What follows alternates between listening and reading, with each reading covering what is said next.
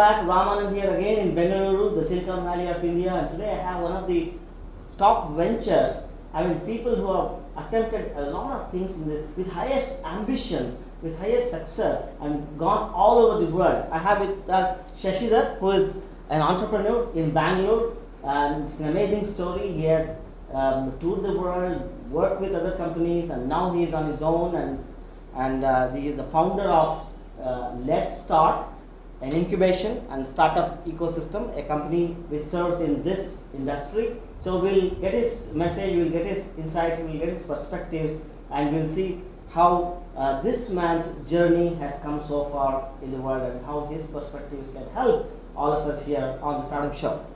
Welcome to the show, Mr. Shashidhar. Thank you, Anand. Right.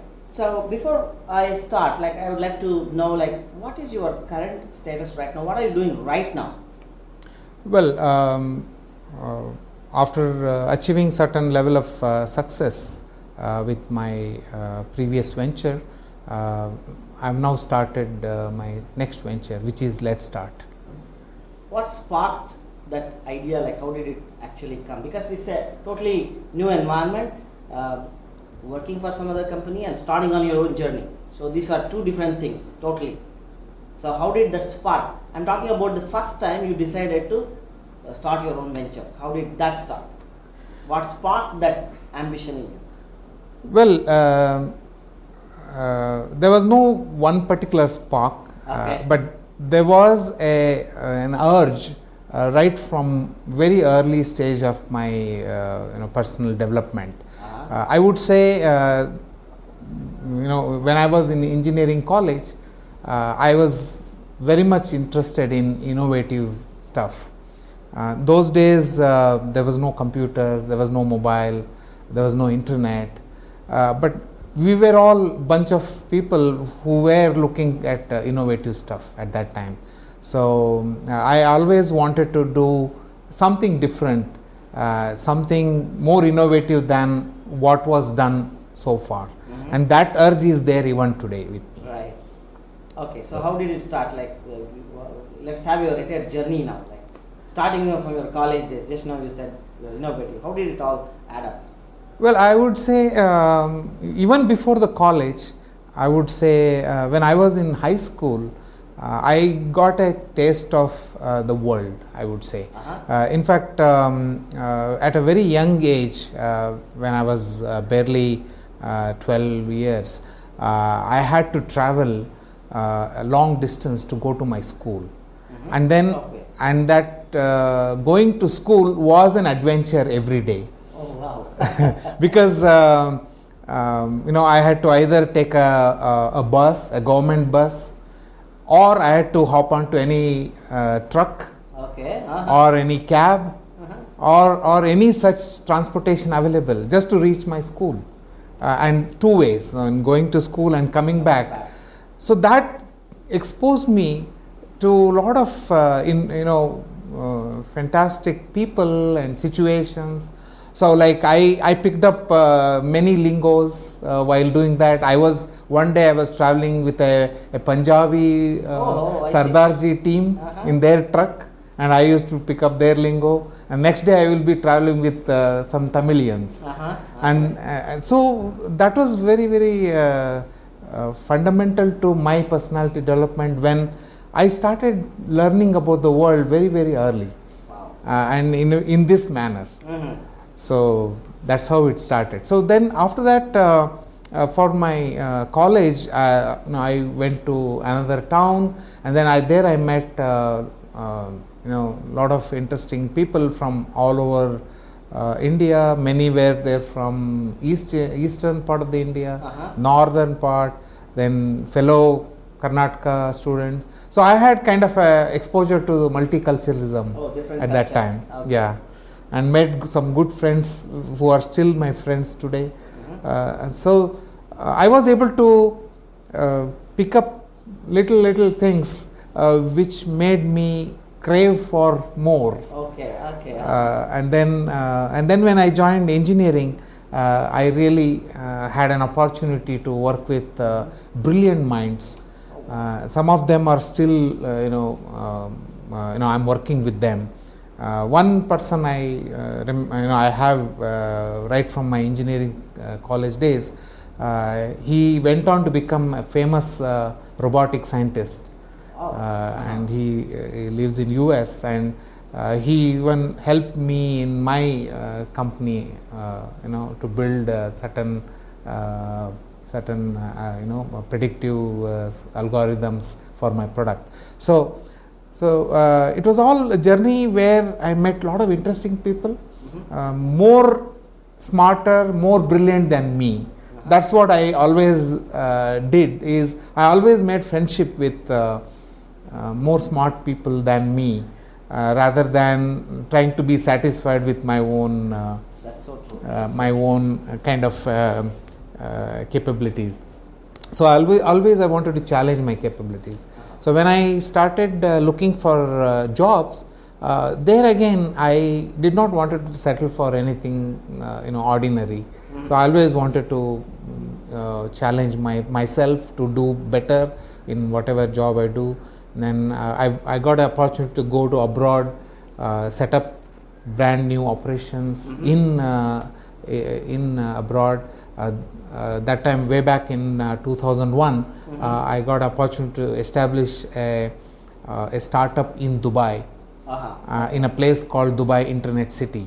Oh, I see. So there again, I made a lot of friends from people from Iran, from Syria, from all different cultures, and then I became regional manager for Middle East.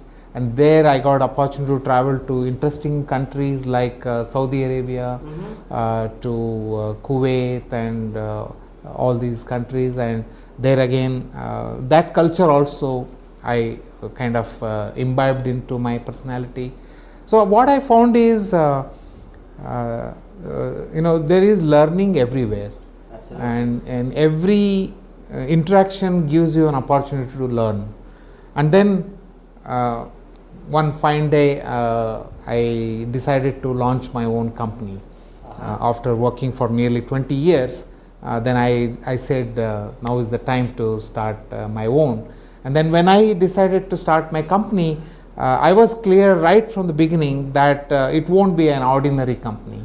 So I dreamed very high, very big. I wanted to establish a global software product company. Awesome. And then it took me a long time to find my team members, find investors, find the right product makes. But then eventually all of that fell in place. And then we went on to build a very interesting product.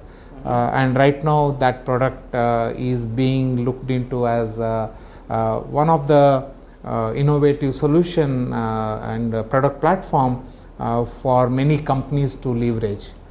So we are in that situation right now. Amazing. So long story short, I always challenged myself to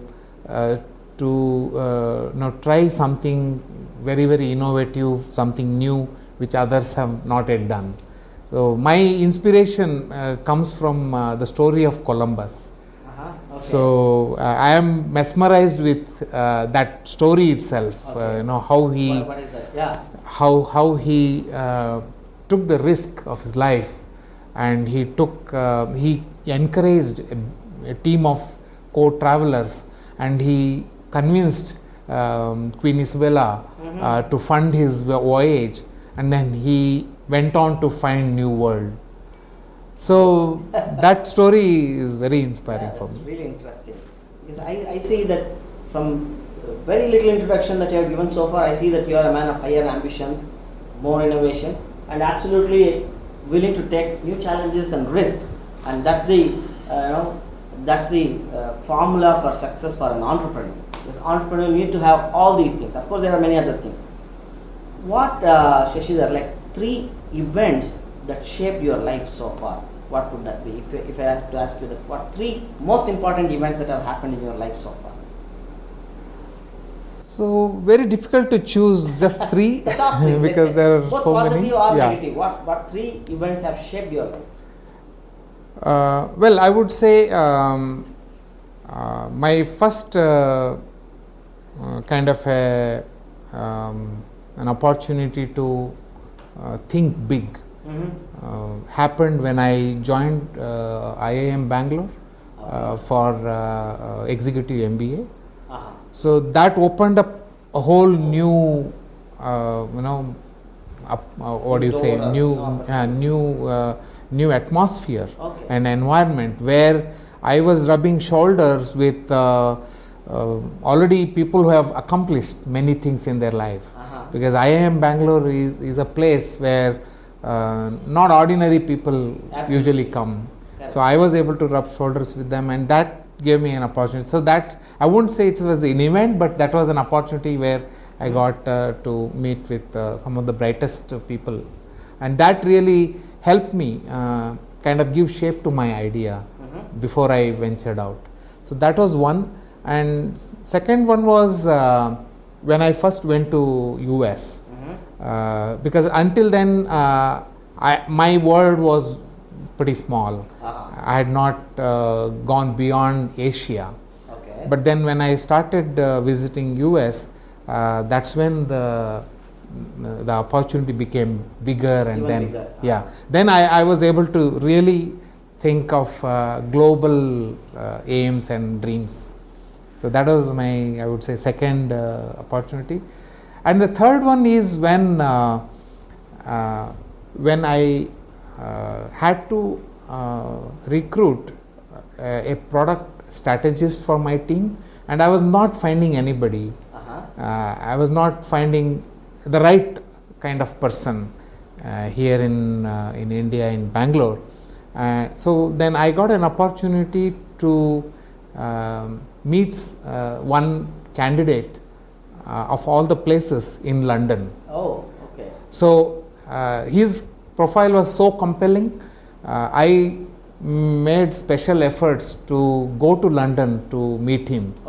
And then that changed my whole, I would say, that changed the course of my company, because he joined my team, and then he set the direction for my product journey. So he built that initial product, and the direction was set by him. So since you asked for the three events, I would say these are the three events which I can think of.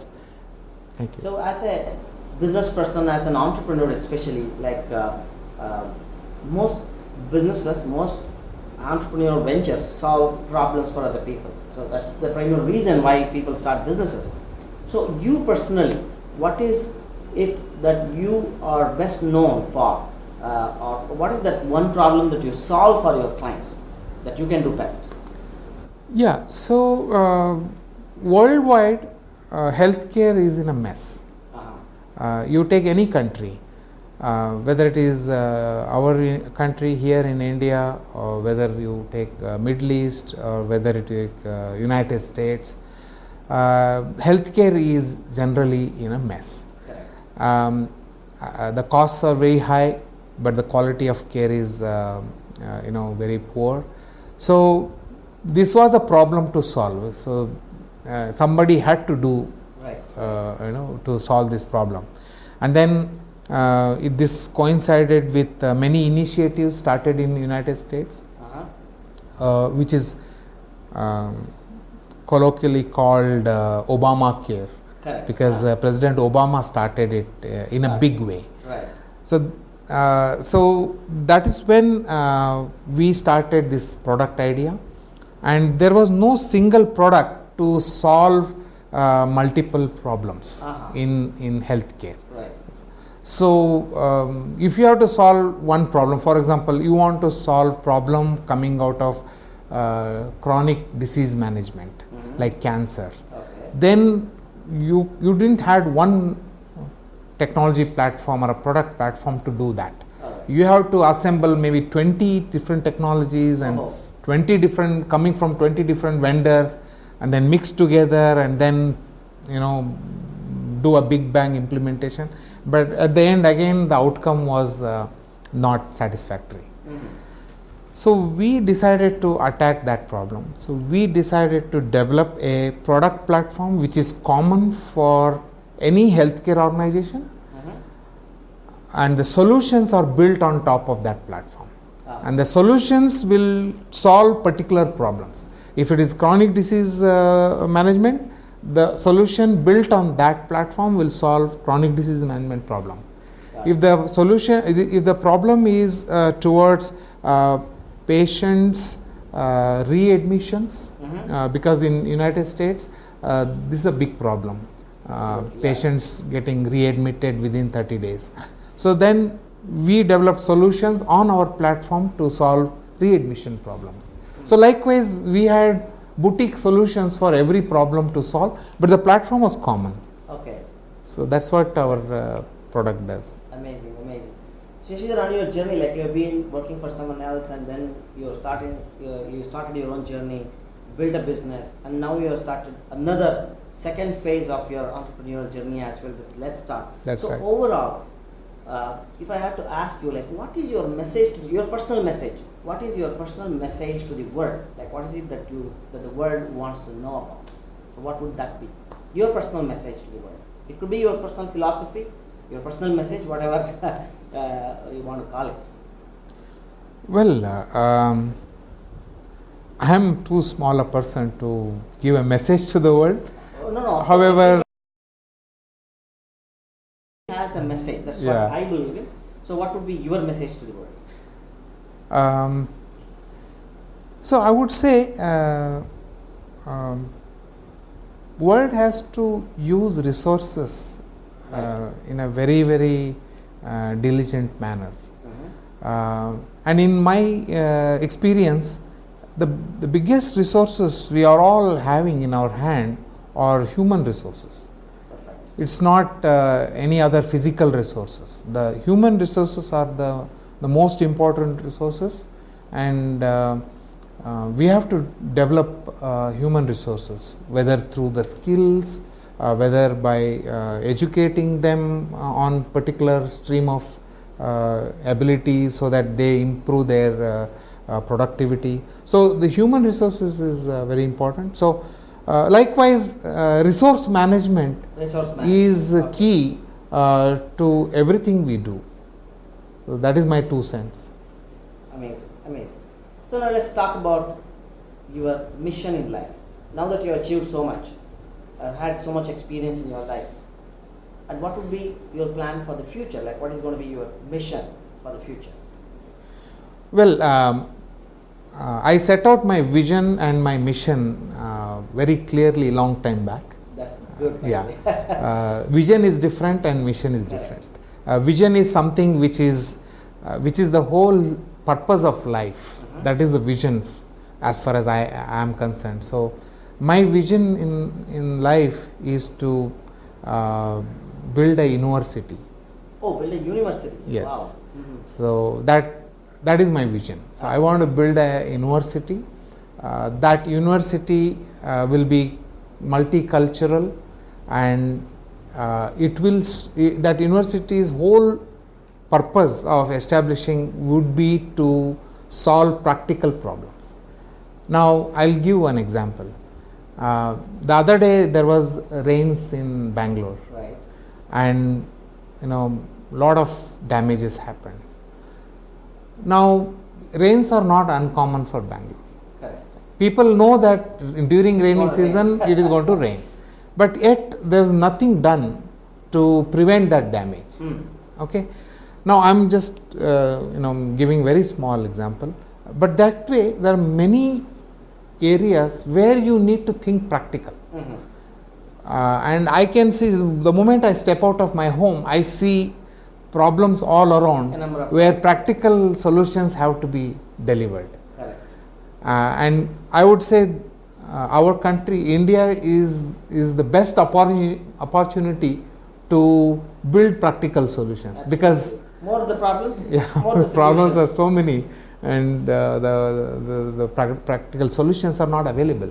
Right. So this university, what I am talking about, will have 6 different streams. Oh, wow. It will have streams from environmental aspects, that is one stream. Second one is agriculture. Okay. And third one is human resources. Fourth one is utilizing uh, space data or the data coming from satellites for developing solutions. And fifth one is education, because even today education is still an area to be explored. A lot of disruption needs to happen. Yeah. Here as well. Yeah, so that is one. And the last one is about sanitation. So public sanitation and all that, Swachh Bharat. So these are the 6 areas where the university will strive to find practical solutions, but not limited to solutions coming out of only India. Solution, maybe the problems in India, solutions may be there in Panama or maybe in Argentina. Correct. You never know. Yeah. Like how many problems in Europe were solved by learning from China. So I would like to bring all that knowledge, create a knowledge base and solve practical problems. So that is the purpose of that university. That is my vision in my life. Right. So maybe next 10 years, 15 years, I would like to dedicate for that vision. Amazing. I can relate to that, and I remember one thing, like when we were like children, when we were growing up, there was this problem of Parthenium growing in the city, all over the city. Like no amount of manual work people were able to weed that out. Then they brought in this bug from Mexico. Correct. From Mexico they brought this bug, and they let the bug out, and the bug only feeds on Parthenium. That's So right. I started feeding on Parthenium. Within 2-3 months, like all the Parthenium was gone. That's And now right. we don't have the bug as well. I don't know what ate the bug. There's no Maybe Parthenium, birds. so there's no bug as well. Right, that was True. a unique solution, as you said. True. Yeah. Like, let's say nowadays. So I'm not yet told about the mission. Yeah, please go ahead. Yeah. So that is my vision Okay. about building a university, and then my mission is to create. This is very close to my heart. Okay. So my mission is to create one company in my life which goes from incorporation to IPO. Wow. That is my mission. And in fact, with Axiom, that's what we attempted to do. But then there was a lot of learning in that. Now I'm looking for next opportunity to do that. Amazing. And we all wish you all the very best to do that. I'm sure you'll be able to do that with this kind of ambition and experience and expertise and that wisdom that you have gained so far. I'm sure it is going to be easy and possible for you in due course. Thank you. Let's say, like for example, nowadays, today's youngsters and students, some of them want to come and do an internship with you. Let's say, imagine. So, what would be your advice to them about business, about leadership, about entrepreneurship? Yeah, that's a very good question. In fact, I wanted to talk about it. Now, in today's world, students are bombarded with information, and there's so much information available.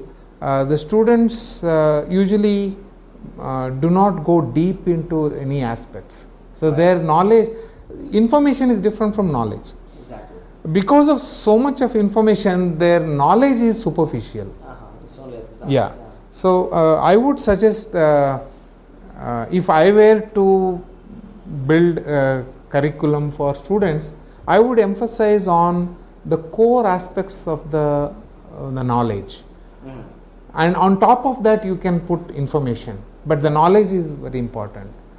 So I'm actually I'm glad that many students nowadays are opting for basic science, that stream. So that is in the right direction, because that is what is lacking right now. Basic innovation, basic science, and basic understanding of even, for example, understanding of materials or understanding of a process. Correct. That depth is missing in today's students. Nice. That's Nice. good. And Shashidhar, if I have to ask you this question, like, is there someone in your life that you want to remember right now who has been extremely or particularly influential? Who would that be? Maybe a teacher, a guru, a mentor. Who would that be? Anybody, either directly or indirectly. Is there someone who has influenced you? that you want to remember now? I would say one person who influenced me a lot is not because of him, but because of the book he wrote. Okay. So I am impressed with the book he wrote. I read a book by Subrata Bagchi, Okay. a book called High Performance Entrepreneur. So I am thankful to Subrata Bagchi for writing that book, because that book is like a user manual for any entrepreneur.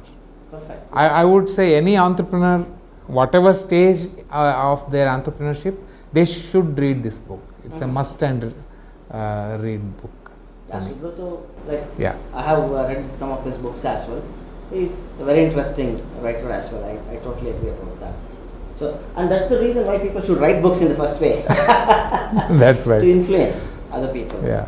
I'm a big fan of books, and I'm also a publisher, you know that, right? I'm also an author and a publisher. So I totally understand and acknowledge and put my check mark on everything that you said just now. Yeah.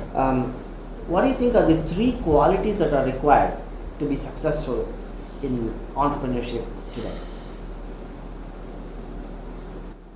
I would say patience, patience, patience. Oh, patience. Very neatly put. Why would you say that? Basically, there is something what you bring to the table. You know, whether it is your skills, whether it is your experience, or your network, your contacts, and some money. So all that is tangible, which you can bring to the table. But that is not enough for entrepreneur. For entrepreneur, there is something called providence.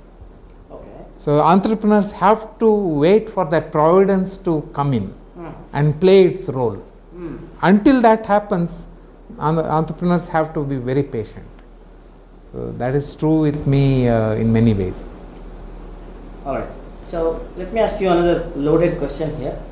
How can you prevent like costly mistakes or do damage control in a business?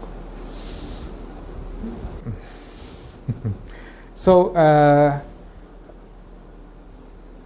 I'll tell how I did it. Okay. Yeah. I'm not an expert on everything, but this is how I did it. Right. There are some areas which you have to accept that you are not good at, and you should not go to those areas. You should not try to fiddle around.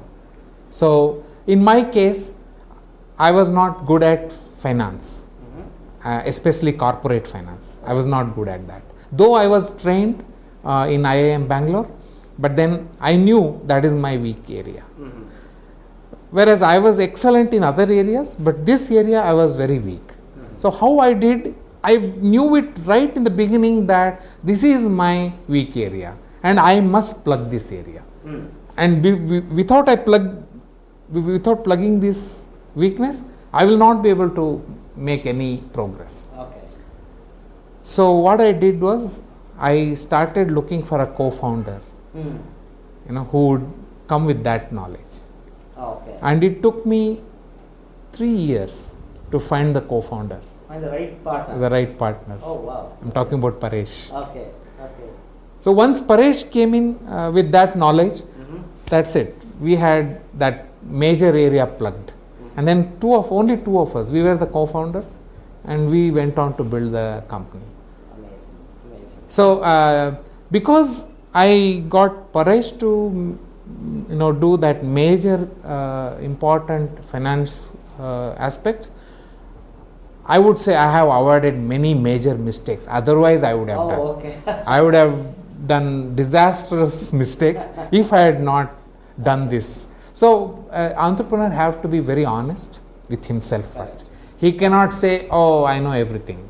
He should not go with that, attitude. That will be very, very damaging. Many people do that. So you should be very open. You should exactly know what are your areas of weakness and what are your areas of strength. So once you do that, then avoiding costly mistakes, I think, is easy. Right. And how do you generate new ideas? Like, what is it that you do to generate more and more ideas? Because in business, it's all about generating more ideas, day in and day out. Yeah, so I read a lot. I read. I'm very frantic reader, I would say. Okay. I read a lot. I'm if I am allowed to spend my weekend, I would rather spend in a library rather than in a movie theater. So that is my area of my way of getting new ideas. Yeah, and I always buy latest books or magazines. Like when I'm traveling abroad, so many magazines what you don't get in India, you get them over there. Okay. And they are really good. My favorite are there is a magazine called Discover magazine, and there is one of course Popular Science. Popular Science. That is I'm always I'm into that. So and also I watch a lot of science channels to get new ideas. Nice. Yeah. And one of my favorite magazines is Success Magazine from Darren Hardy. Darren is my friend, and to an extent I can say that he is a mentor as well. Amazing person. So yeah, that's a different story. We'll get to that sometime later. Now Shashidhar, like you have been an entrepreneur, you have also been an employee of a company before you became an entrepreneur. So you worked for someone else and now you have built your own business. So what do you think are the differences in or the lifestyle of people who are employees of some company, maybe in a very big position as well, I don't say like in an ordinary way, as well, compared to how the life is different when it is like an entrepreneur? Well, again, I would like to answer it. In what way I perceive it. You think if I have to answer your question in one word, freedom. Okay. Because that is something you get in abundance when you are an entrepreneur. You have a lot of freedom. Of course, freedom comes at a cost. Right. But then that freedom is something, it is worth anything in the world for me. So that is my experience of working for a corporate company and then working for my own company. Yeah. Okay. Now, whatever that you are doing in the industry, in the startup sector right now, what do you think was classical, like what was happening 3, 4, 5 years ago? What was the environment then? What's happening now? And what's going to happen in the future in the startup world? So, according to your experience. Well, so that means we talk about classic. What was the classic about? Got it. Classical stuff and the current stuff and the future things. So, I don't have clairvoyance of,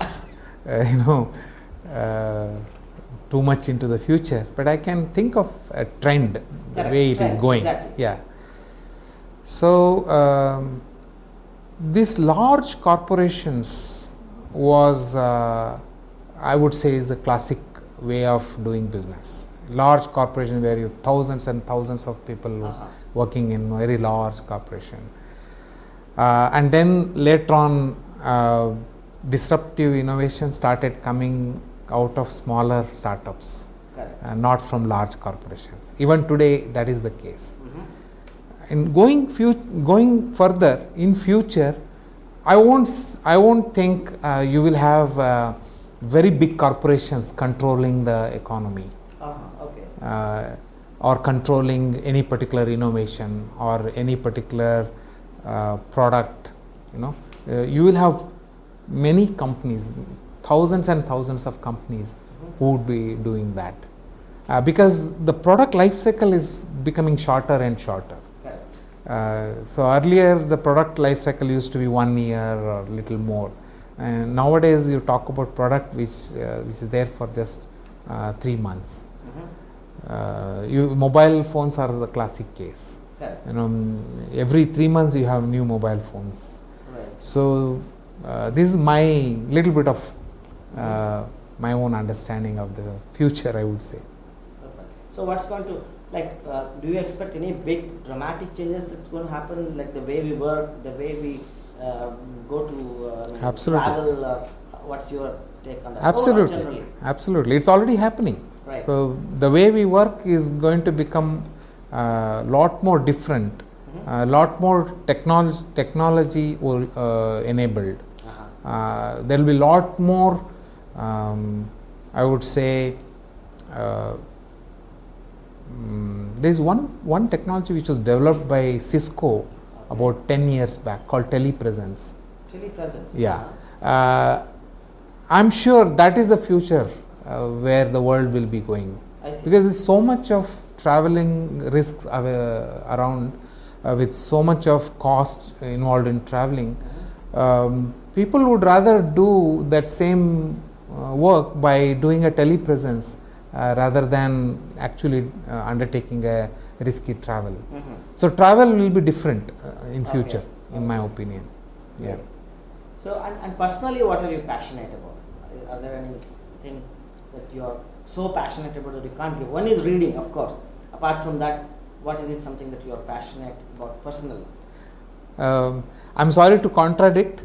My passion is traveling. Oh, traveling. Okay. I'm just so reading. I'm just talking about the risk related to travel and future not going to have a lot of travel. But I'm very, very passionate about traveling. I travel a lot. So that's when you read a lot. You get opportunity to read a lot. Yeah. Okay, great. So is there, if someone has any questions for you, how do they reach out to you? Well, they can WhatsApp me or email me. Just pick up a phone and talk to me. I'm fine with any of them. Flash your website perhaps and Sure. your email address. Sure. For people to reach out to you. Is that how? Sure. And perhaps your Facebook. Are you on Facebook? Yeah, I'm on Facebook. Active on Facebook. Yeah, I'm very much active on Facebook. Yeah, any of them should be fine. Ways to reach Shashidhar. Sure. And is there anything else you want to share, like to sum up your philosophy or something like that? Yeah, I wanted to share one more thing, especially for young entrepreneurs. When I say young entrepreneurs, they are not necessarily young age-wise. Okay. They are young entrepreneurs. Maybe some of them would have started entrepreneurship at the age of 45 or at the age of 50, but they are young at that time because they're in that being entrepreneur.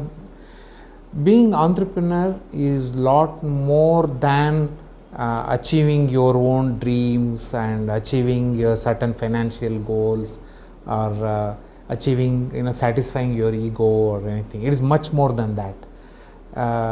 Entrepreneurship is a spiritual journey. In my opinion, it is something which your inner soul should accept.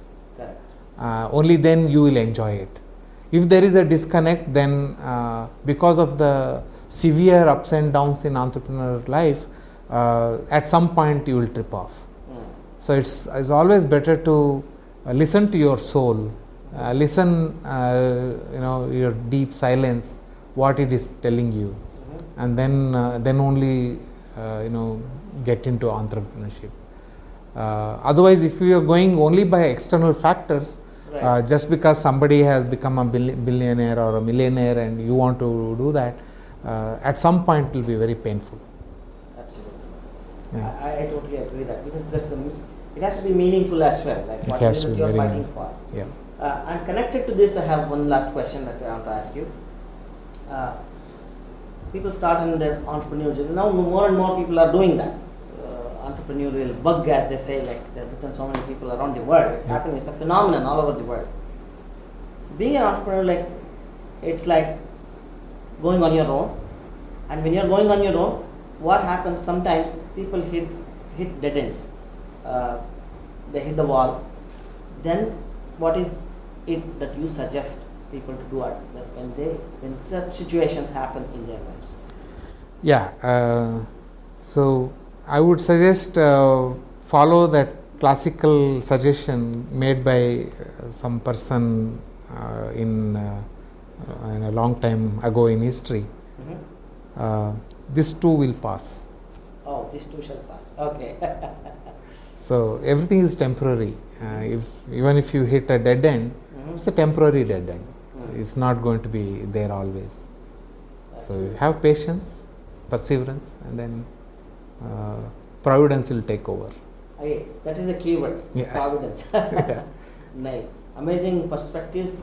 I mean, your insights and your experience of going through all. Because what's make this more interesting for me is, at least, I mean, I can say, on behalf of the audience here, what I see in you is how you transformed. It was a transformation all the way, from your college days to your working days, then again going to different places all over the world. Everywhere transformation was happening.